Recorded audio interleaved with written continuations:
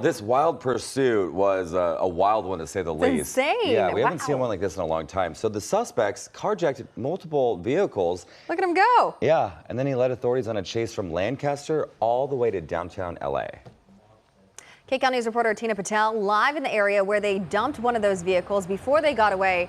And Tina, things really got dangerous here. I mean, of all cars to take is a big rig. Yeah, a very large one. But to say this was unusual, again, an understatement. There was at least 3 different carjackings during this pursuit. It went on for nearly 2 hours. And at one point, the suspects were actually shooting out their windows at the people chasing them. Now, take a look. It's this dark pickup that it's all started with. From SkyCal, you can see the suspects in that vehicle get out a couple times, try to carjack other vehicles. This happening on the 5 freeway in the Sylmar area.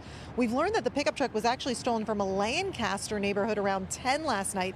The owner of the truck saw the 2 suspects taking off. He tried to follow him, but they started shooting at him. Eventually, the suspects carjacked a large tanker truck. We saw the driver of that vehicle running off to safety. Now take a look at this. The suspects then took that semi-truck, which we believe was full of milk. They were driving on the wrong side of the freeway, then got off, started driving through the streets of downtown LA. They slowed down at this point, were not going fast, but officers kept their distance for safety reasons. The suspects eventually pulled the tanker truck under a freeway overpass, and they carjacked a different pickup truck.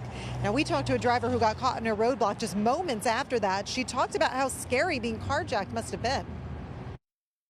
Why did they lock the doors? And they were saying that, they had guns. So I think in a moment, of course, you don't know, they could shoot through a window. So you're just like, it's a vehicle. Material stuff is not worth it. Your life is more worth it.